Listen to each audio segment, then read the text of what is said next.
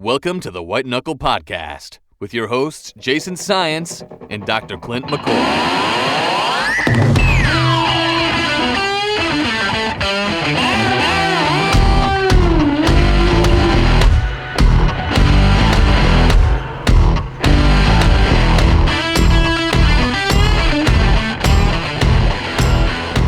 Hey, what's up, everybody? Welcome back to the White Knuckle Podcast, episode number, I have no clue, 31, 30-something.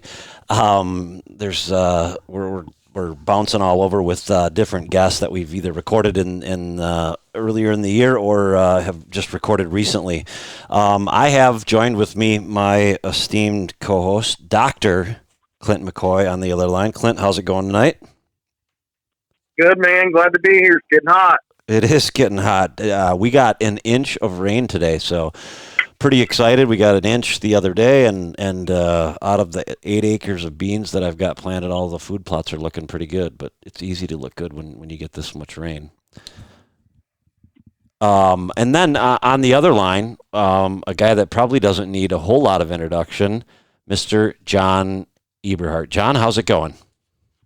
Hey, Jason, it's going really good. We didn't get any rain. It's been just drop dead gorgeous up here for about a week. It's now you're across the pond from us, right? Yep, I'm in kind of north central Michigan. So okay, yeah, I'm in south central Wisconsin, and Clint's not anywhere close to any of us. He's in Illinois. He is Closer to the equator. closer to the closer to the heat. Closer to the heat. there you go.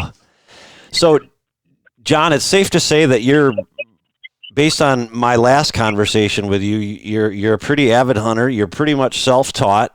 And would you say that what do you attribute a lot of your success in learning your tactics to? Because it seems like the times that I've listened to you on other podcasts and when I've had you on our show, I would call you a little bit old school. Would you agree? I try to mix a little old school with new school, but I would kind of disagree because I disagree a little bit on some of the old school stuff. First of all, I can't imagine you disagreeing with anything. Yeah, exactly. I disagree with everything. That's my wife. Okay, I'll shut up now. Go ahead. That's all right. Well, most of the old school hunters, they went from point A to point B. They didn't deviate a lot, and I think that's one of the main reasons I've done so well is I was self-taught. I wasn't mentored in old school habits. You know, I've always been open to new ideas. None of my relatives hunt. So I was self-taught, and I learned by my own mistakes. I wasn't taught how to go from point A to point B and hunt there and then go back to the vehicle and go home. You know, I learned how to scout and prep locations, and, I learned how to, back when I had to pay attention to the wind, I learned areas that I just physically couldn't set up locations because I would always get winded because of thermals and wind currents. And so, I think being self-taught is a big deal. And I apologize for the graininess in my phone. I'm having issues with it, so there's really nothing I can do about that. You're good. You sound good to me. Okay.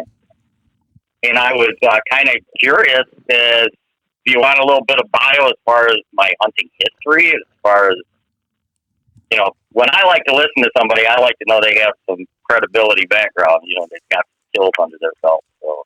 Yeah, absolutely. I mean, I think most of our listeners are pretty much, I would say, probably don't own hundreds of acres of property.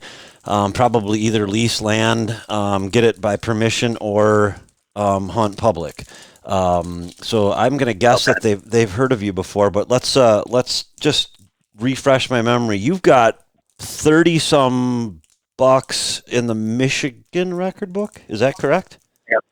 31 in the Michigan book from 19 different properties in 10 different counties, and I've got 19 in the book from out of state. And that's on 23 hunts, and they came from 13 different properties in 5 different states. And And I've never hunted over food plots. It's all been public land or free knock on doors for free permission properties, no baits, no food plots. Never owned any property, never leased any property, never paid a dime to hunt any place. So accumulatively, I've got $50 in the record book. Nice. Hunting public land and knock on doors only.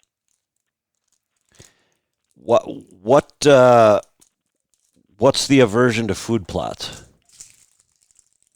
I don't own or I hunt public land and knock on doors, so I don't have any access to plant food plots. Gotcha. Yeah.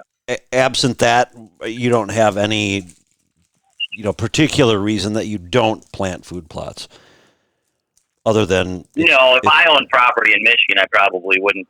Unless I owned a pretty good chunk of property, I doubt I'd plant food plots, because in Michigan, our deer are so. And I know people get sick of hearing this from me, but until you've hunted on public land in Michigan or in a pressured area, mature bucks, they're 3.5 years old and older. They just don't come out into an exposed food plot in the daytime. They just don't. I don't hunt field edge. I never, ever hunt field edges if it's in a short crop. I only hunt field edges if it's in standing corn, and once the corn's cut, if I got a good field edge location, it's abandoned immediately the day the corn's cut. So our deer just don't come out into exposed areas. They come out after dark into them, but not during the daylight hours. Interesting. Okay. I have nothing against food plots. They just don't work in the areas I hunt, because I know people that border the properties that I do hunt that have food plots, and they always complain they got lots of nighttime pictures of them in their food plots, but they never see them in the daytime. Okay. Gotcha. John, back to your kind of your bio. At what age did you first start hunting on your own for whitetail, and then when did you transition over to a bow? I started with a bow. So I started with a bow in 1964. When I was 13 years old, I walked by a sporting goods store, and there was a guy in there. The owner of the shop was shooting his recurve in the 60s, obviously, and it was kind of comical because back then it was called a PA round. That was a big target round. It was a 3-inch bullseye at 20 yards, and he was just draining that 3-inch bull at 20 yards, and he was the only guy in the store other than me. I just walked in as a punk kid. I was walking down the sidewalk, and I was watching him, and I was always kind of, I had some friends that went hunting with their parents and stuff, and I was always kind of entranced with whitetails. So I asked the guy, I said, do you hunt whitetails? And he said, yeah. And I said, man, you must kill a lot of deer. You're a really good shot. And he said, son, I shot at 6 deer, and they were all closer than... Back then, there wasn't a lot of deer in southern Michigan. That's where I grew up. There just wasn't a lot of deer, just like in southern Illinois and Iowa and Kansas, there wasn't any deer in the 50s and 60s. But anyway, I asked him, I said, you must kill a lot of deer. And he said, son, I shot at 6 deer, and they were all closer than that target, and I've yet to hit the first one. He said, you put fur on it, and I just lose it. And he was just brutally honest with me. And I don't know, I bought a Ben Pearson 45-pound bull from him, and I just started hunting. And I did have a kind of a mentor for a while, this alcoholic guy named Leroy, and he's dead now, but he was like in his mid-30s, and he was a pretty crude guy. But he kind of took me under his wing and took me bow hunting, and because he had a vehicle. And then as soon as I got a car, I kind of abandoned him. So he helped me out for about 4 or 5 years. And that's about it. How many seasons did it take to kill your first one? I shot my first doe. I think I was 14. The very first year I hunted with Leroy, I shot a big doe, and he was really pissed off about it. He actually put me, it was a morning hunt, and he put me up in an apple tree, just sitting on branches in this big apple tree. And then he went back in the swamp, because he was a big bedding area hunter, which I am now too. But he went back in the bedding area and he said, now when you get out of this tree, you can go back into this big stand of pines, which is on the edge of the swamp, and wait for me. And then when I come out of the swamp, we'll take off. So I went, I got down at like 10 o'clock, and I walked meander back there, and I sat on my butt underneath this big white pine tree, and it was about 30 yards from the swamp. And about 15 minutes after I'm sitting there, here come this big doe running out of the swamp, and she was huge. And I've told this story on one or two other podcasts. But anyway, she got about 20 yards in front of me, and she stopped, and she turned around and looked back into the swamp. Well, obviously, Leroy was coming out of the swamp, and he kicked her out. And so I was trying to draw my bow because she was within bow shot range, and I couldn't tilt the bow up, so I held it dead sideways, and I drew the bow back parallel to the ground, and I shot, and my arrow ricocheted off one of the pine boughs, overhanging pine boughs, and went right through both of her lungs. I probably would have shot 3 feet over her back. And the weird part is, when Leroy came out, we blood drilled it into the back because it went into the swamp, and it went about 40 or 50 yards. And when we found her, he gutted her out, and he propped her up against a tree, and he started target practicing at her. He was actually pissed that I shot a deer. I mean, shooting a deer back then, only 2% of bow hunters killed a deer. Now it's like 40%. So there just wasn't a lot of deer, and not a lot of people even bow hunted. But I cried. I actually cried because he was shooting it. I was so proud of shooting this deer, and he was shooting arrows at it after he gutted it out. He wasn't really hurting anything because he was shooting it in through the ribcage, but I didn't know any better at that time. I just pissed because he was making my dead deer look like a pincushion.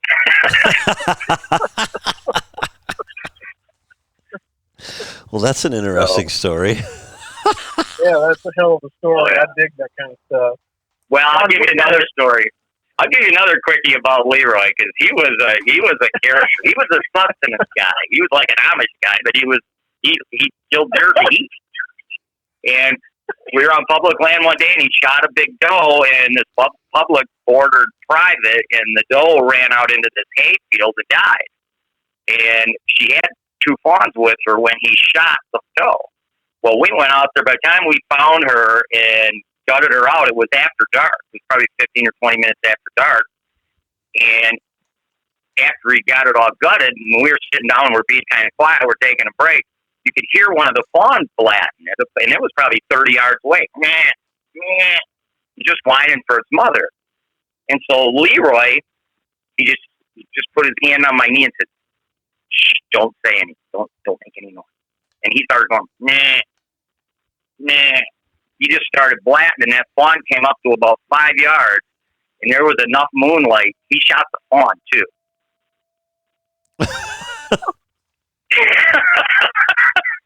Oh, my God. Oh, yeah. He was a pretty crude guy. He punched me one time because I went hunting on a spot where he told me never to go without it. Don't be a Leroy. Don't be a Leroy. Well, I wouldn't want to be him now because he's dead. Oh my God! I think that's probably one of the wildest stories. He punched you in the field. He punched me at the road. He had told me one time. Actually, it was the spot where I shot that doe. The next spring, I wanted to go prep another location because he also did almost his scouting during postseason, even in the 60s. That was unheard of. Sure. And so anyway, I called him and said, hey, to ask him if he wanted to go out there, and I was going to go prep a location on this public land. Well, he had told me never to go to this place without him. That was his spot. Even though it was public land, and rightfully it was. He found the spot, and I was going, so I had somebody else take me out to that spot, and I went into the woods, and back then you trim stuff with a hatchet, so I had a hatchet, and when I walked back out to the car with the other guy, Leroy was parked behind the car, and he walked up to the side of the car while I was standing outside, and I was just wringing wet because I'd been working with sweat, and he grabbed the hatchet out of my hand, and he said, what are you doing here? And I knew he was pissed. I could just tell he was pissed. And I said, well, I was out there scouting a new location, and he just sucker punched me right in the face, knocked me right on the ground. And I think I was 15, and he come laying on the ground, and he dropped the hatchet on the ground, and he said, "I told you never to come here without me. I found this spot. I brought you here. You shot a deer here, and now you think it's yours. You know, I want to know who's hunting here and when they're hunting here, so I don't ever want you here without me." And then he turned around, walked back to his truck, and left. And you know what? It was a valuable lesson because he was right. He was right. He told me never to go there without him. He took me under his wing. He was nice enough, even though he was an alcoholic and he was a dick. You know, he took me hunting, and I shouldn't have went. So be it. Oh, that just might be the title for this show. You're right. Yeah. Real quick, to put this in context for our listeners not knowing exactly like your age and time frame. Like that was, you're how old now? That would have been, I'm 69, so that would have been almost 50 years ago. Wow. That would have been in 25. Yeah, which is a little over 50 years ago. So you could just punch kids back then.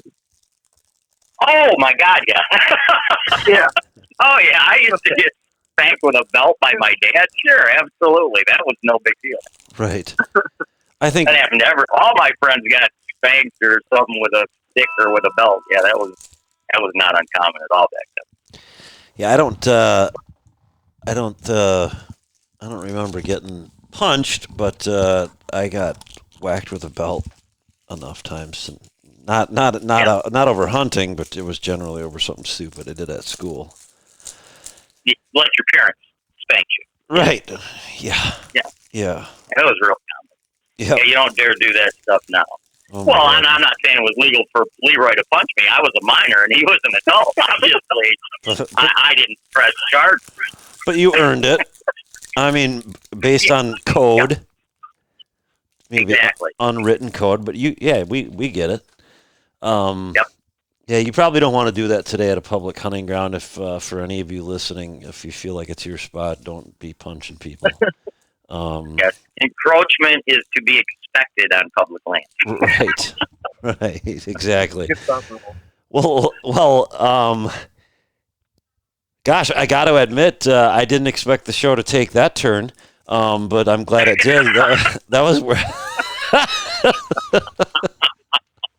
Well, we actually started out on our pre-conversation. You know, I was asking Clint if he, or both you guys, if you hunted out of a saddle, and Clint was mentioning that he's making that conversion. And Clint, I think that's wise.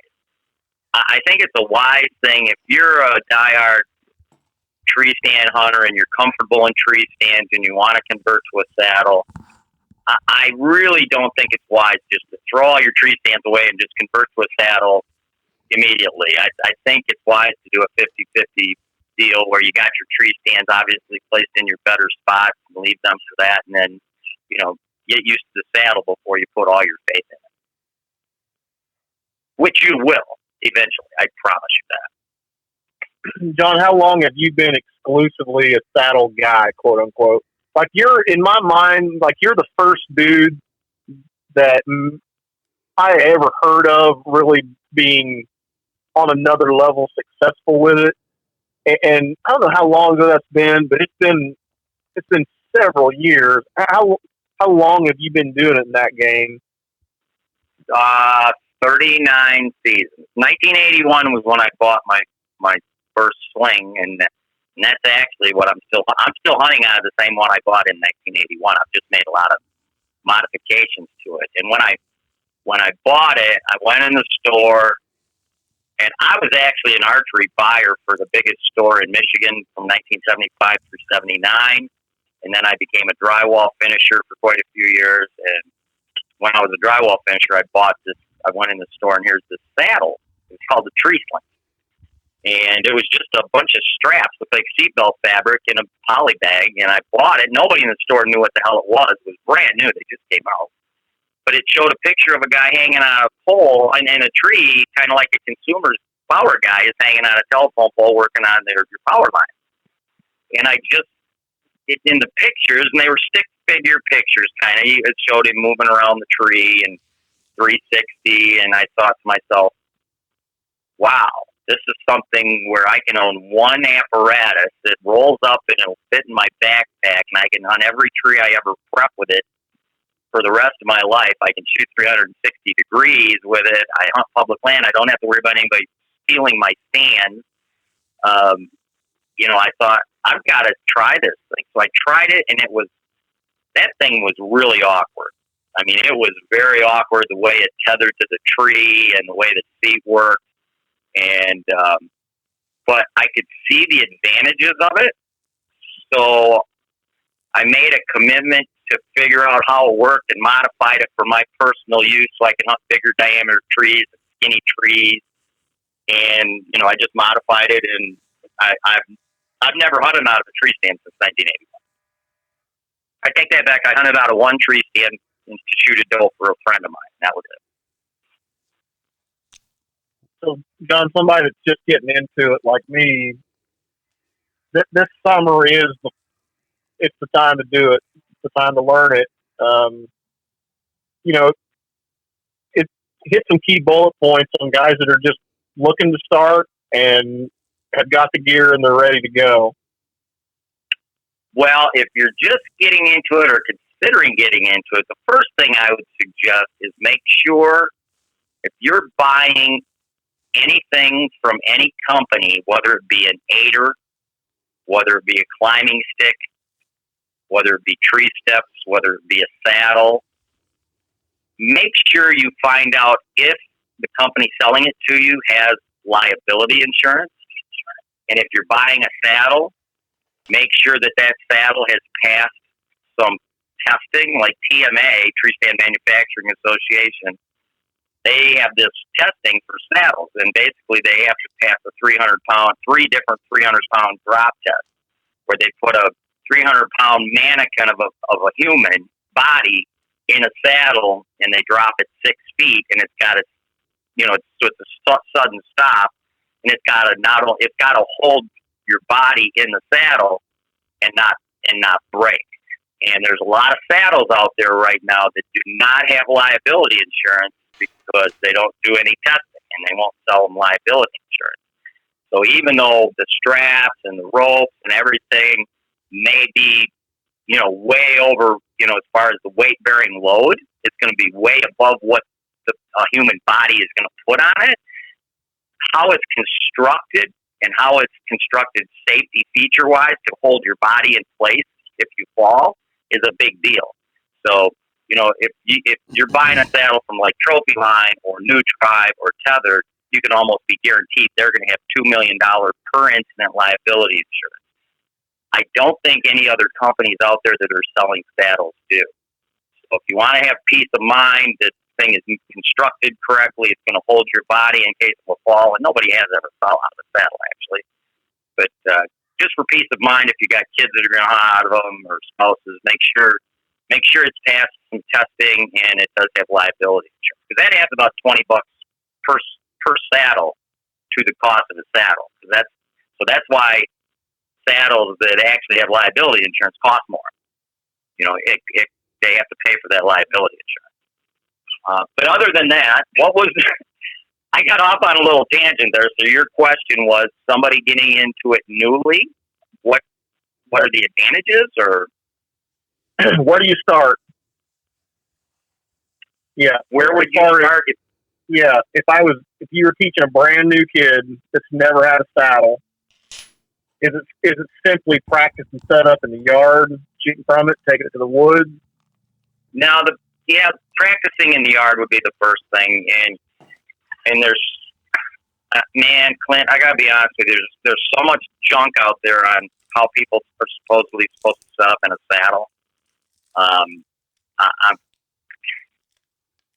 It actually makes me sick sometimes when I watch some of the stuff out there on YouTube channels, because everybody wants to be somebody now, so they're putting these videos out, and a lot of these guys don't have a clue what they're doing. Some of them make it look like you got to be a gymnast to hunt out of a saddle. They're sticking out the side of the tree. They got their foot up on the side of the tree. They got their foot on a platform, and their body's swung around to the back side of the tree, all contorted. And that is not how you hunt out the saddle. A saddle is nice, simple, smooth movement. You got a ring of steps. So if you're just getting started, I would suggest finding a tree in your yard, 16, 18-inch diameter tree, or you could even do it on a telephone pole. And, put 4 or 5 steps around it, maybe 18 inches off the ground. And when you step up on the steps, however you want to face the tree, wrap your tree tether. And this is really important because a lot of guys, when they're putting their tree tether around the tree, that's what you're basically going to hang from when you're hunting. When you're putting it on, a lot of guys reach up way above their head to put it on. I'm suggesting you put it when you're standing on the steps that you're going to be hunting from. Wrap that tether about nose to eye level around the tree. That's how high you want it when you're standing upright. And that way, when you sit back in it, the actual lead, which is the tree tether, is going to be coming from the tree down to your bridge at about a 45-degree angle. So you're more leaning into it than just sitting straight down in it like you would a chair. So you got a lot of weight in your butt as well as a lot of weight in your leg. And then you can adjust the length of the tree tether with either the prusik knot or the rope man real simply. So you can adjust it to put more weight in your butt or more weight on your feet. So if you're sitting there for a while and your legs are getting sore because you're in a standing position, you can let out like 2 inches of your lead, and now you're going to be more in a sitting position. You're going to take some weight off your feet, and you're going to put more of it in your butt, or vice versa. If you don't have any weight in your feet and you're sitting like you would in a chair almost, where your knees are bent almost 90 degrees, and your butt's getting sore, you can actually pull some tether off where it puts you more in a semi-standing position where your knees might be bent 45 or 30 degrees. But put some steps around the tree, throw some targets around the area, any direction doesn't make any difference. And just practice once you're hooked up to the tree, just slowly moving around the tree and shooting at the different targets. And when you put your steps on the tree, put them about 8 to 10 inches apart, gap them about 8 to 10 inches apart, and all level with the ground, or perpendicular to the tree. So it's just nice and easy movements around the tree. A lot of guys are doing these platforms, and platforms are fine as long as you have steps on the back side of the tree. Because if you want to go around the back side of the tree, you have to have steps to do that. So if you're going to use a platform, which is fine, I don't like a platform myself, make sure you put steps around the back. Because you want to be able to easily, with no rigid movements, move around to the back side of the tree or to your right side of the tree if you're right-handed. Because typically, when you are moving around the tree in a hunting situation, it's because you're positioning yourself for something that's coming that you're going to shoot. Otherwise, you're sitting in the same position all the time. You may adjust your drape, but you're always sitting facing the tree in one spot. So you want to be able to make those movements really smoothly so that, you're not going to get picked. So make those steps close together so it's nice, simple, easy movements around. Clint, are you aware of what a rope man? Yes. Okay. Yeah. I just got one. You did. John, what rope man do you prefer? I mean, they've got the 1, they've got the 2. The 1. Okay. I like the one with the bigger teeth. They bite into the rope better. Yeah, the 1. I'm pretty sure it's the rope man 1. Yeah, with the bigger teeth. Yeah. Well, there's one. They bite into the rope better. The smaller teeth are more apt to slide. The rope's more apt to slide on the smaller teeth. Gotcha. I've never heard of anybody having it fail, but I've been using a rope. I would highly recommend if somebody's going to buy a saddle, definitely buy a rope man, at least for your tree tether. Because that's where you need that fast, instant adjustment, is because usually if you have to adjust to move around the tree to shoot at a deer, You don't want to have to fidget with that Prusik knot and kind of loosen it where it'll slide. Right. You want it to be instant. Right. So okay. I would highly recommend a rope man for your tree tether. And is there I know that they've got different sizes because they don't, obviously they're just not marketing them for saddle hunters. Is there a size? And I don't honestly know the answer to that question. I know that they've got a couple different sizes, 10 to 13 millimeter, and then I think the other one is a letter of some sort. Do you know the difference, John? In the rope man? Yeah. No, I don't. I always just get the rope man ones from Tethered, and they fit or half-inch diameter nylon rope. Okay. And I have some other stuff for prepping trees with pouches, and I just buy half-inch nylon rope at the hardware store. I've had my own self-made stuff for prepping trees, and I use a rope man on that too. Sure. Okay. So I don't know. And I'm also coming out with a new signature saddle. It should be out sometime in August, and it'll be sold through Tether. Okay. And it's going to be a one-size-fits-all, just like the Phantom is. Okay. But it's going to be a two-panel system, so it's going to be different than anything out there. There's nothing else out there that's shaft to draw test or anything like what I have. And it's the same thing that I've been hunting out of for 39 years. I love the versatility of a two-panel system. You can adjust the seat however you want it. You can have a 6-inch seat. You can have an 8-inch seat. You can have a 12-inch seat. You can have an 18-inch seat. So for a new user, it's easy to get in the seat and have the seat deeper. You may want a 14-inch seat so you feel more comfortable. You got it up into your lower back a little bit, and it's under your butt.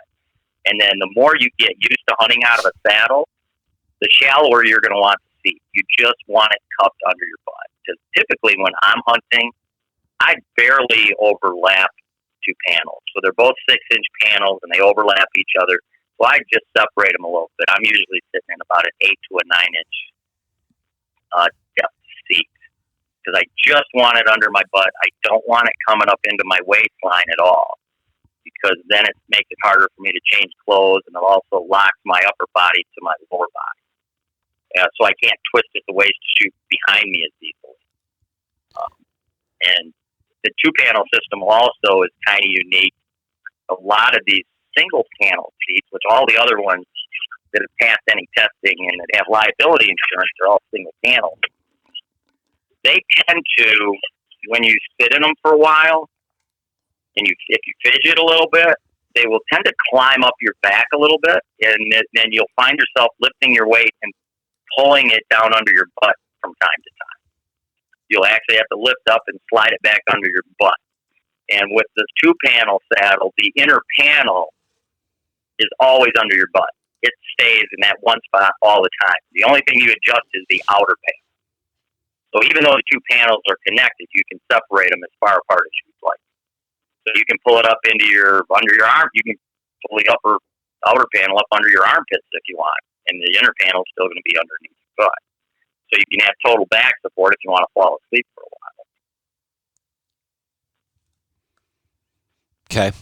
So let's get back to base level here for just a minute, since we got to take it slow for Clint. Okay. I'm totally kidding, Clint. No, you're right.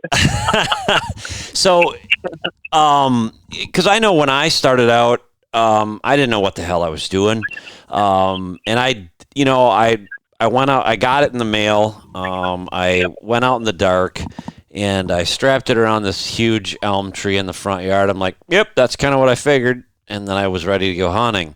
How did that work? Spooked. It was great. I saw a ton of deer. I spooked every one of them. I hunted one of my buddy's places. I made sure to go somewhere where I didn't care what happened. And I spooked every deer that I saw because I was, fidgeting around with it at 18, 20 feet off the ground. Now, wait a minute. I got to ask you some questions. Okay. I've got to ask you some questions. Now, when you say you spook every deer you kill, yes. Are you getting feedback on your end, by the way? No. Okay, good.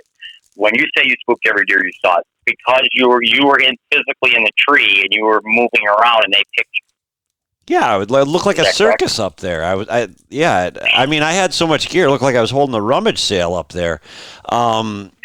You know, and I had my camera and you know, I wanted to figure out how the hell this all worked before I actually went out into the field. Well, and I was actually in the field, but I was at a buddy of mine's that really didn't hunt there. Gosh, he doesn't listen to the podcast anyway, so it's all right. You wanted to be somebody else's property. Right, and my lease is 2 hours away, so I just, I wanted to check it out. But so I had I had the benefit of having some guys on White Knuckle's team that are just serious saddle guys, and so they told me the ins and the outs, but I guess what I wanted to get back to is you're not a platform guy. I am. I don't think that there's a huge difference one way or the other. I mean, whatever works for you. I mean, I guess in my opinion, I love the platform, but it does. I will say this: it does limit you. In your movement. John's talking about being able to move 360 degrees. You can do that, but you can't do that with a platform alone. No. And there's several, in my opinion, there's several drawbacks to a platform. First off, most people are running off a platform. They've got their feet on the front edge of the platform. So that's putting their body profile 18 inches, at least 18 inches farther away from the tree. That's one thing I did learn early. Yeah, statistically, around 60% of all buck bucks are shot, no matter the state. 60% of all the buck bucks are shot in a 3-week period in every state, pre-rut and rut. So, and typically in most states, all the foliage is down during that period of time. So when your body profile is another, when I'm sitting in a tree, my legs are somewhat straddling the tree because I've usually got my feet on steps on the side and there's an empty step between my legs. So my legs are somewhat straddling the tree, whereas if I was on a platform, my feet would be on the front of the platform, which is 18 inches away from the front edge of the tree. It puts my body a lot farther away from the tree, and when the foliage is down, it's just a lot harder to get away with movement. And also with the platform, you tend to stay on that side of the tree all the time because unless you have steps around the backside, you can't move around to the backside of the tree very well. Unless you stand on the edge of the corner of the platform and let your body spin to the backside. So that kind of is not what a saddle is designed for. The saddle is designed to use the tree not only to shoot 360, but to use the tree as a buffer, basically a hiding buffer. So I see on a lot of these YouTube videos where somebody, if a deer, okay, let's say you're facing the tree, and so you're at 6 o'clock. Let's say there's a deer coming over, and and it looks like you're gonna end up getting a shot opportunity at your 4 o'clock, which is, if you're right-handed, it's actually gonna be on your right-hand side. So, unless you take your bow and pull it over top of the tree tether and contort your body to shoot that direction, I see a lot of these guys, they'll stand up on their platform and they'll turn their body 180 degrees, kind of wrapping the tree tether around their body, and now they're standing facing away from the tree so that they can shoot the deer to their left, which is their strong shot. You kind of understand what I'm saying? Yeah. And when you do that, that's a whole lot of body movement where your body movement is on the same exact side of the tree as the deer is. So your odds of getting picked in a pressured area where deer are looking in trees for hunters is really, really, really high. So the way you're supposed to do it is if you see a shot coming and it's going to be at your 4 o'clock, you lift your bow up off your hook if it's 90 degrees to your left, and I always put a hook on the backside of the tree, 180 degrees on the backside. I'll move my bow over, and then I'll move around towards the backside of the tree. So I'm keeping that tree as a buffer as that deer's coming from my 5 o'clock to my 4 o'clock to my 3 o'clock. And I've got the tree between me and the deer, so I can get away with movements. And then when it's time to take the shot, I just slightly lean to the left side of the tree and take that shot, and I'm not making any body movement. So, the platform is a big negative when it comes to body movements and getting picked. But it depends on the types of areas you're hunting. Like when I go to Kansas, I can get away with a lot of stuff. So that's why I don't like platforms, because it just puts my body too far away from the tree and makes too much body movement on the same side of the tree as the deer is on if I'm going to shoot a deer at my 6 o'clock or 4 o'clock or 3 o'clock or 2 o'clock. Do you follow what I'm saying? Oh yeah, absolutely. John, you made mention of quote tree prep. You guys were talking about that, and I read one of your posts. Maybe it was a spring sometime. You made mention of finding 3 or 4 different spots and hike through a bunch of swamp to get there. And I remember thinking, wow, this guys are getting it. When you're on these scouting missions, are you doing the same? Are you prepping your trees in the same time? Are you putting pins in maps to go back later? Walk us through that. Yes, I do. 100% of all my scouting and location preparation after season. Now I work my job. I'm busiest with my job January and February. So March and April is when I'm doing most of my postseason scouting. And when I scout, I'm not carrying my location preparation gear. I'm just walking through the woods. I might have a saw on me, and that would be about it. Just a sheath saw. And then I'm marking all my spots on my onyx. So I'm marking my locations, and then once I get the locations and I like to thoroughly scout an area, because a lot of times you'll look at a spot and it's like, wow, this looks pretty good. And then you'll go another 50 yards, and you'll mark it on your onyx, and you'll go another 50 yards or 100 yards, and you'll find a spot that's better. So you mark that one as well. And then, you may get back from a scouting trip for a day, and you got, 5 or 6 spots marked on your onyx, and you kind of evaluate them. And then you go back with your location preparation gear, and you prep them in accordance to which one you think is going to be the best, just in case, because you're not going to prep 5 or 6 spots in a day. That ain't going to happen. Not the way I prep them anyway. So, but anyway, to answer your question, yeah, I scout with just my clothing on, maybe some waders or hip boots or something, and then I go back and with all my location gear, because once you look at a location during postseason, you also can tell what kind of location or preparation gear you need. So walk us through that, John. Then what do you need? Hold on just one second. Well, it depends on I'm sorry? We're just going to take a quick commercial break, pay some bills, and then Clint, hold on to that question, because that can be a long topic. We'll be right back, okay? Yep. Unless you've worked with our land experts, you don't know what to expect. And until you've shared this with us, you won't know what you're missing. We are hunters and land professionals alike. We are United Country, serving you on your quest for hunting or recreational property. Bottom line, we work for you. UC Hunting Properties. Stand on your investment. All right, so we can go back to your question, Clint, which was? Yeah, all about your site prep. I'd like to know, what you're doing. Are you creating entry and exit routes? Are you trimming trees? Are you physically taking your gear up and down the tree and eyeballing it? Walk us through that. My location, first off, it depends if it's private or public. Obviously, I'm private. I'm doing a lot more preparation because I can cut stuff. Right. And I, you know what? I'm an honest guy.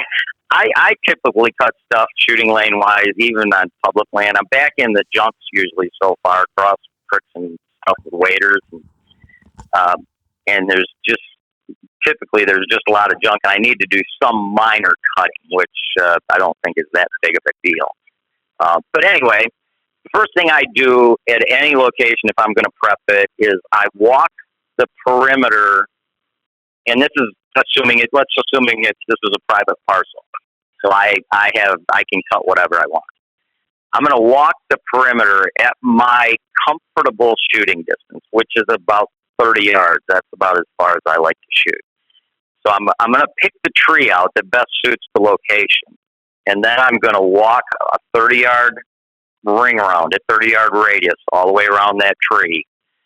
And I'm going to be looking at the tree all the time. So I'm typically, depending on where it's at, if it's at a destination location, like at a white oak or an apple tree or at a scrape area, obviously I only need a main shooting lane to the destination spot.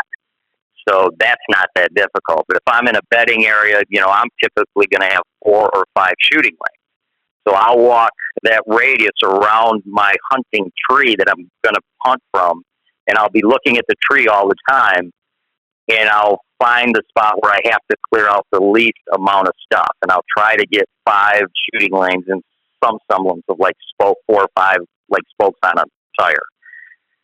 And then once I find the lanes that I want to clear, I always clear my shooting lanes first. I 100% always do that. And once you clear a shooting lane to your tree from the farthest runway, that whether it be 30 yards, 25 yards, whatever, anything else that's between that runway and the tree is going to be open to shoot too. Because when I clear a shooting lane, it's a clear lane.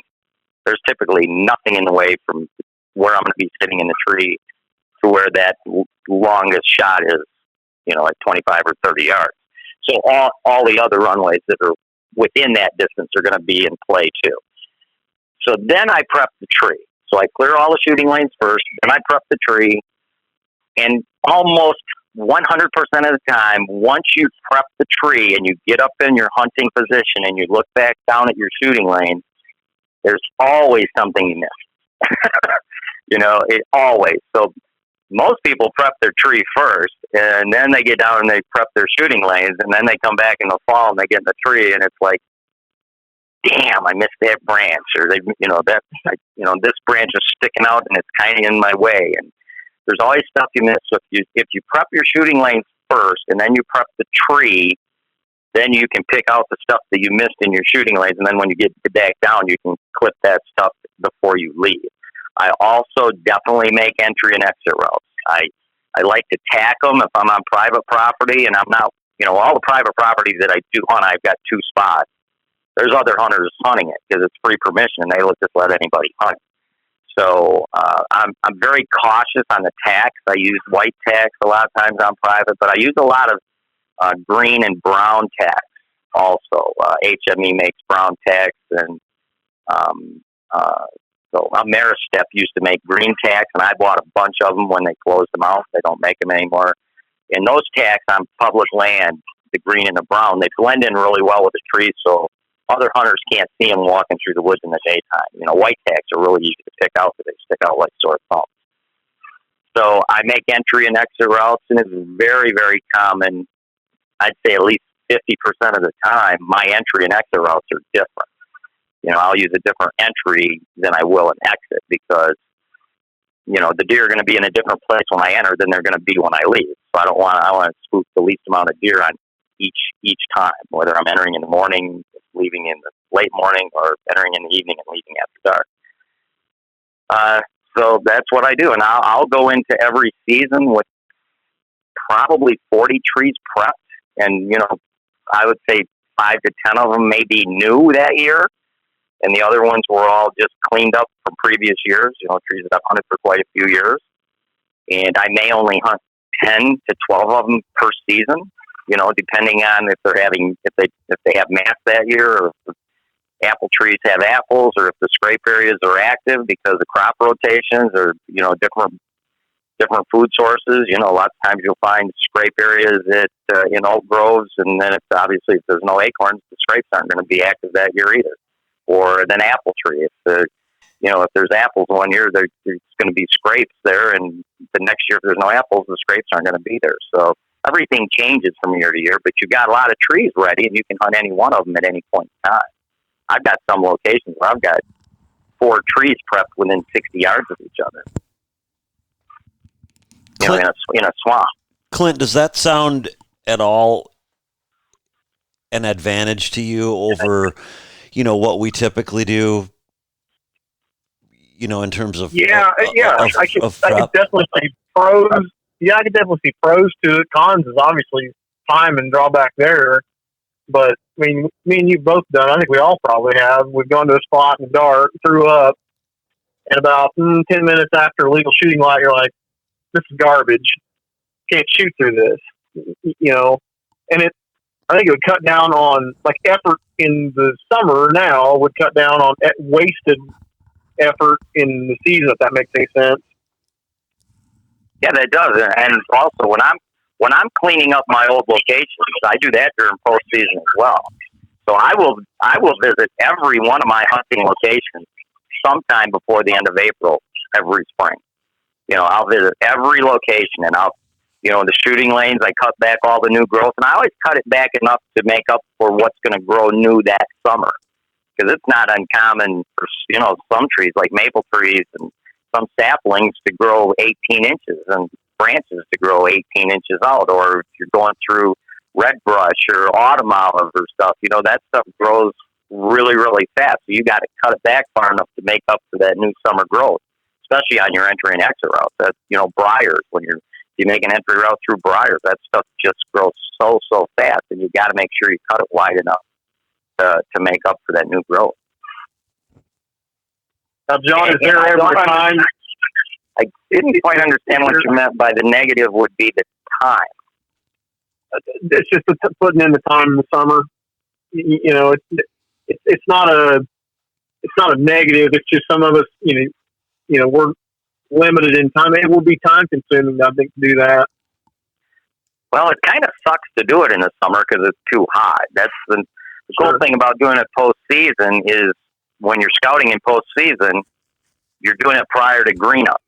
So everything looks the same. The scrape areas are still obvious. You can still tell the meat on a licking branch. A licking branch that's been nipped off, you can still tell the white there. You can tell, last fall's rubs from previous season's rubs. As soon as the snow melts, you can see all the runways that were there from last fall. I always wait for the snow to melt. I never scout when there's snow on the ground. And you can scrutinize every inch of the property, and you're looking at the property the way it's going to look when you go back and hunt it during the rut phases, because the foliage is down during postseason, and it's going to be down when you hunt it during the rut phases. When you go in and you preseason scout, everything looks dense. It looks like there's lots of security cover, and you may prep a tree 18 feet up, and it's got lots of foliage in it, and you think, wow, that's going to be awesome, and it's going to be a rut phase location. You go back there when the foliage is down, you stick out like a sore thumb, because now you don't have any background cover. So that's a huge perk about doing all that stuff during postseason. Plus, the weather's cool. It's a pain to do anything when it's 80 degrees. You just kill yourself. And also, by doing everything during postseason, it gives the deer all summer to get used to it. So if you make any visual changes, or you alter a runway, or you clear out deadfalls from, that fell in runways that are feeding a destination location, you follow those for 50 to 100 yards each direction, clearing up all the junk that fell in them through the winter, deadfalls and stuff. All that stuff, it comes back to habit by way before season. Any changes you make to the visuals of the area. You go in during preseason, all you're doing is alerting all the 3.5-year-old and older bucks that, hey, it's time for us to start turning nocturnal, because we know what this means. We've been left alone since turkey season. Now all of a sudden there's this influx of human activity, and we know what that gig is. So they turn nocturnal, and typically they don't start moving until their testosterone levels get higher in pre-rut. During daylight hours, anyway. Mm-hmm. So, John, is there ever a time where you just freelance it and go?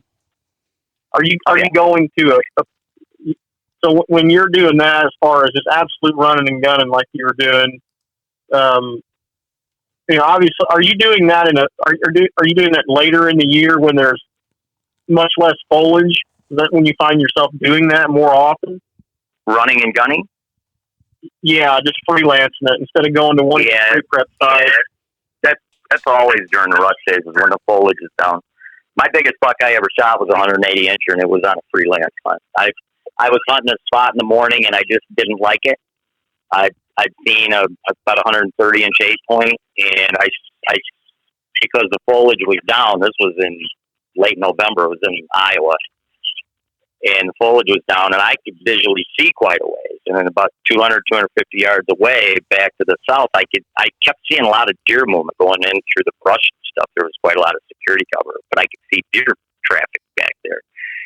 So I just got down, and as I'm getting down, I pulled my steps, and I had a decoy out. I just put that in the military duffel bag and kind of hid it so that I could pick it up on my way out, because I didn't want to take that with me. And I just slowly meandered back there. And, of course, I'm wearing scent lock, so I'm not leaving any odor. I'm a big scent lock guy. And I got back there, and I found a primary scrape area right about where I was seeing all that deer activity. There was 4 big scrapes, and I got up in a set up in a tree, and I killed that 180 incher that evening. Wow. And my first freelance buck ever was in 1975. I shot a big 10-pointer in Michigan. I prepped a red oak tree in the spring, and typically I do a speed tour, just before deer season to see if the mass trees have acorns or the fruit trees have apples or if the scrape areas are active. And I didn't get to this spot. I didn't check this spot prior to season to see if it had acorns. So when I went in there during hunting season, it was an afternoon hunt, and it didn't have acorns, and there was literally no sign around there. So I just, and this was back in the 70s, so I didn't even have a tree stand. I went and found a white oak and climbed up in a white oak, and it was right on the edge of a big cutover of like 10-foot tall saplings. And I shot a big 10-point that afternoon. I was just up in the tree about 18 feet standing on a branch. Nice. But that was my first freelance kill. But I've shot several deer. Just, this ain't working, I got to move, kind of deal. So, guys, and I think you have to do that at times. A lot of times you have a lot of locations prepped, and if nothing's working out, you got to do something about it. So. Yeah, you got to change the game. Yeah. Well, we certainly haven't even probably scratched the surface of everything that we could talk about here with John. But I believe we've talked about the basics, which aren't very basic at all. The basics of hunting out of a saddle. Now we're partnered with Tethered, and I believe Tethered sent you a Mantis, Clint, right? Yeah. Yep. And you're, I think what we should do is let you mess around with it. And John, would you be open to coming back on and maybe answering some questions that Clint might have once he's got a little bit of experience, and then let's get into some of your tactics, Sure. and maybe how you're able to how you're able to get into those situations better, maybe with a saddle than you would with a a hang-on stand. Well, do we have like 20 minutes where I can go through all the advantages of the saddle, or I do that on another show? I've got 20 minutes. Clint, do you have 20 minutes? Sure, go ahead. Let it rip. Okay. So you're on the clock. Okay, let's just start with safety. A saddle is without question the most safe thing you can hunt from, because you are tethered to the tree from the moment you take your feet off the ground till the moment you put your foot back on the ground. Because you have, when you're at the base of the tree, you put a lineman belt, which is a safe belt around the tree. You adjust it so you can go up the tree with both hands free. Once you get up onto your steps or your platform, you leave your safety belt on, then you hook up your tree tether. Once you get your tree tether hooked up, you disattach your safety belt. When you're done hunting, you reattach the safety belt, disattach your tree tether, climb down with your safety belt on. So at no point in time are you ever not attached to the tree. With a saddle, you can also use your saddle as a tree climbing harness, so for preparing locations. If you're hunting out of a tree stand, you have to have a separate basically some sort of a climbing system where you can put steps in or sticks or whatever, something with a rope around it. It has to be a separate apparatus aside from your tree stand. With a saddle, your saddle acts as your safety climbing system for preparing the tree, just like it does as your hunting system. Saddles are made out of fabric, so there's never ever going to be any noise associated with pulling stand up or, creaking from the parts rubbing against each other. No metal, because of the metal joints. And they also, I can remember when I did hunt out of stands a few times, when you'd shift your weight, a lot of times you'd get a creak if the stand was a couple of years old, especially with steel stands, not so much with aluminum. Saddle weighs less than 2 pounds. Most of the saddles nowadays, all the tethered stuff's less than 2 pounds, and it rolls up and you can put it in your backpack or you can put it on and wear it in when you go hunting, and you don't even know it's there because it's 2 pounds is nothing. It's not cumbersome. When you're freelancing on public land, if you have to carry a 7-pound or a 20-some pound, a climbing stand or just a 7-pound, which is a relatively lightweight tree stand, it's got a frame to it. So it's cumbersome. It's got some weight. You're carrying sticks or steps. You're carrying your bow. You're carrying a pack. And when you're hunting public land, you're not like Michael Waddell walking down a pristine 2-track with a climber on his back, going up into a tree with no branches in a stand of timber with no understory and killing a big buck. You're bucking brush and stuff, and having a tree stand carrying that kind of stuff is just makes it very, very difficult. With a saddle, you can shoot 360 degrees if you're using a ring of steps. You can keep the tree between you and the deer. When you're setting up at a destination location, let's say you're setting up at an oak tree, or I shot a monster buck in Illinois in December one year at a locust tree that was dropping those big beans. So anytime you're setting up at a destination location, or it could be a primary scrape area, you always set up in the tree when you're in a saddle 180 degrees on the opposite side of the tree from where the destination location kill area is. And you always keep the tree as a buffer. So then when you need to make your shot, you just slightly swing out to the side and make your shot. When you're in a tree stand, especially if you're in a tree of any size, diameter-wise, you have to have the tree stand kicked off to the side a little bit. Because if you had it 180 degrees on the other side of the tree, you couldn't shoot 180 degrees to the destination area because the tree's in the way on a bigger diameter tree. With a saddle, it doesn't make any difference. And even if you're not at a destination area, if you're in a hunting situation, let's say you're in a transition zone and you've got deer coming through and they're deer you don't want to shoot, you can move around the tree and keep the tree between you and those deer so they can't pick you when the foliage gets out. And that's a big deal. Nobody's ever going to steal your stand if you're hunting public land, because your stand's always with you. So nobody's going to steal it. Nobody's going to hunt from it. Unlike climbers, you can hunt trees that have branches. With a climber, you've got to hunt a tree that's totally devoid of branches. You can actually use branches as steps while you're going up the tree. You can hunt leaning trees. I hunt trees with up to 15, 20 degree lean. Trees you could never even put a hang on in.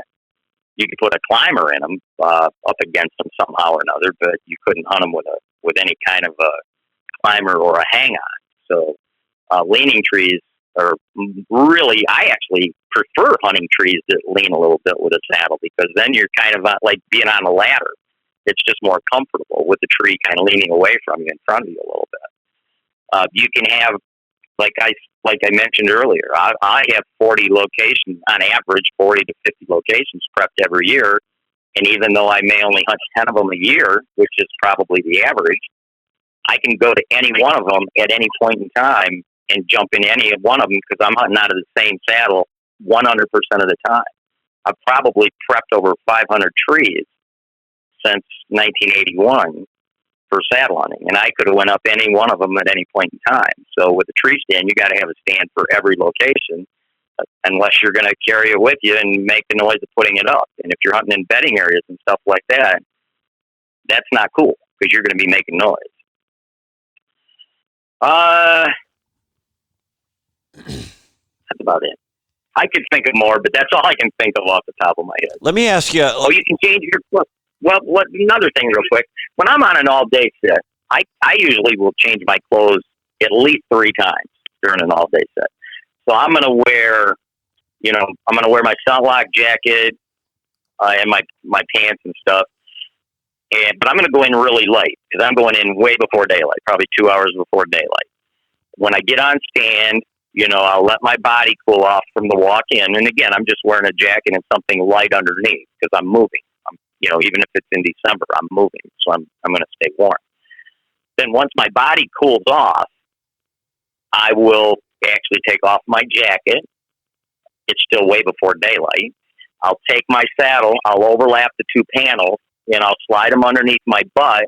And now my whole upper body is totally exposed. So I can easily untuck my T-shirt, take it off, put it in a Ziploc bag, put it in my pack, put on all my layer garments that I have in my backpack that I brought for the hunt, put my sunlock jacket back on, tuck the stuff back in my pants, zip the jacket back up, and then I separate the panels how I want them.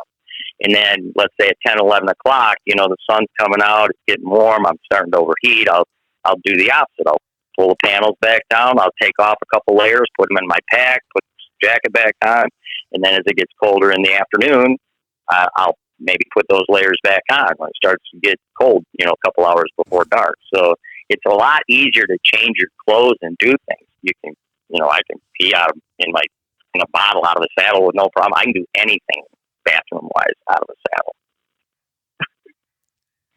So there's just a lot of advantages. I know without a doubt, at least half of the deer I've shot since 1981, and 44 of the buck bucks I've shot were out of a saddle.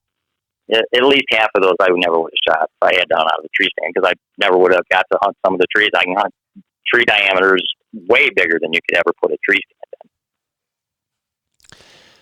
John, what do you say to those folks that say, yeah, you're tied in all the time, but if that tie-in, let's say you're on the tree, your tethers to the bridge, and that breaks, you've got nothing else to save you. Whereas if you're in a tree stand, you've got a safety harness on, assuming you're wearing a safety harness.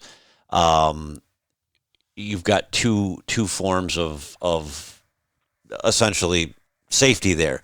What do you say to folks? How is the tether going to break? That's 6,000-pound rope.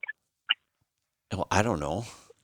I wasn't prepared to answer that question. Let me put it to you this way: when Trophy Line was around, and even New Tribe's been around for a while, and Tethered has sold thousands of saddles, and nobody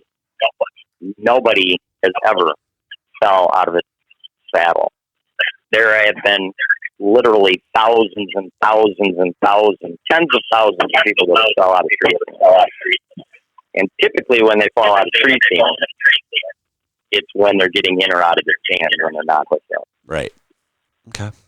So there isn't anything on a saddle that has got liability insurance that has passed all the drop testing that's going to fail. There's nothing that can fail. Everything is way overrated as far as weight-bearing loads. And to my knowledge, no one has ever broke that. Has ever had an issue with that breaking. Is that accurate? Correct. Okay. That is accurate. There was one incident, and I still have a record of it, where Trophy Line was going to get sued, and this was actually when after Trophy Line had been out of business. They had already closed their doors down. I had a lawyer from Alabama call me, and he wanted to know what my affiliation with Trophy Line was. And I used to be on their pro staff, and I'm the one that designed their ambush saddle, their mesh saddle. Mm-hmm. And because somebody they basically they used it wrong. They didn't clip it up to the lead right. And he was trying to say that the clip failed. And I said, there is absolutely, I was telling the lawyer on the phone, there's absolutely no way in God's green earth that clip failed. The weight-bearing load on that clip so heavy. I think it was 9,000 pounds. Right. So he was going to pay me $1,000 a day. He was going to pay me $1,000 to fly down there, $1,000 for the court date and to testify, and then $1,000 to fly me back. And the guy, when he told the lawyer that was defending this guy, he dropped the case. I was definitely going to go down there. There is absolutely no way. That was just user failure. And you can have user failure on anything. I don't know what it is. Right. Absolutely. But there is nothing. I mean, all the strapping used on saddles are like 4,000 pounds. The trophy line straps were 9,000 pounds, 9,600 pounds. But most of them are just the same type of strapping that you'd use on a seatbelt on a car. So I think they're 4,000 pounds. Cool. Clint, do you have anything else? Yeah, real quick, John.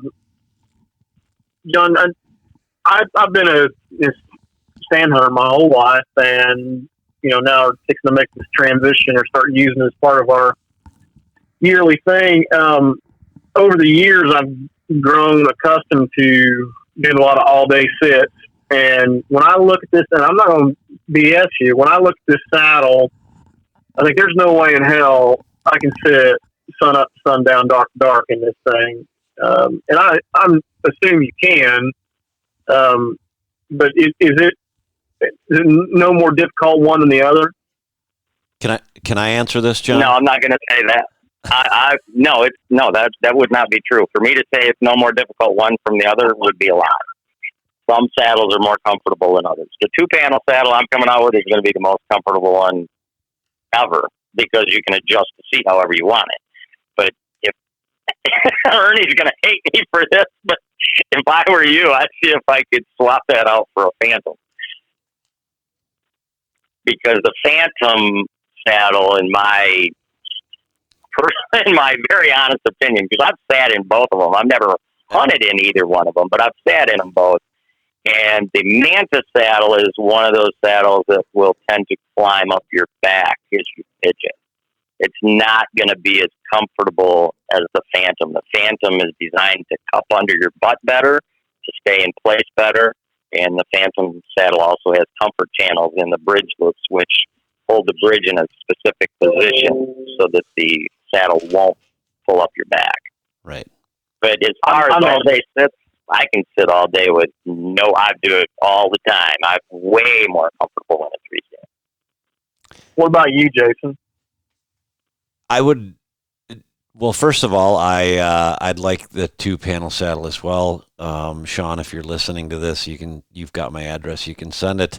Never mind, Clint. And I've got a Phantom, by the way. I just looked at my gear. It is the Phantom. That's and they sent that'll be that's good. I don't, but that's okay. I sat. I think the most I sat in a saddle, the longest I sat, was probably when I filmed Dana this year, and that was probably 6.5 hours. And provided you are wearing knee pads and know what you're doing, you can make it as comfortable in that as you can is comfortable in a tree stand. Conversely, you can make it as uncomfortable as you can make sitting in a tree stand. I mean, I don't think one is any more or less comfortable than the other. And John may disagree with me, but I just think that there's positives and negatives to both. And I think just the one thing that I like about a saddle, and I like sitting in a tree stand, but the one thing that I like about a saddle is, especially when you're self-filming, is your ability to move around that tree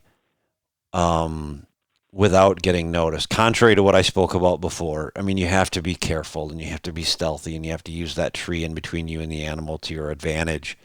But it allows you to move so much more especially, as that deer's coming in, and you're moving I think, it's a match made in heaven, so to speak, for a self-filmer. It's just, it opens up a lot more doors. And I think that you're going to find that. But once you won't find that until you find a comfortability factor that you're looking for. And that takes a while, doesn't it, John? Yeah, without any doubt. You got to keep in mind when you're hunting out of a tree stand, you're sitting in the exact same position all the time. Your butt's on the feet, your feet are on the platform. That's it. Period. End of discussion. That's your frame for sitting. When you're hunting out of a saddle, you can adjust and you can put more weight on your feet, put more weight in your butt. You can alter how you drape at any point, at any time. So you can adjust how you're sitting. And I will adjust if I'm on a 6-hour hunt. I'll probably adjust how I drape 4 or 5 times. And believe it or not, if you just let out an inch or two or pull up an inch or two of your lead, that makes all the difference in the world in how you're sitting. And one thing you always want to make sure of, anybody listening to this is really important. You should always be sitting in a position where your body is at least parallel to the trunk of the tree or leaning forward.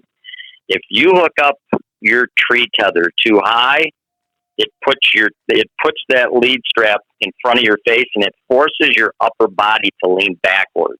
So if your upper body is leaning, beyond parallel to the tree where you're actually leaning backwards, your lower back is going to get sore and you are going to be uncomfortable.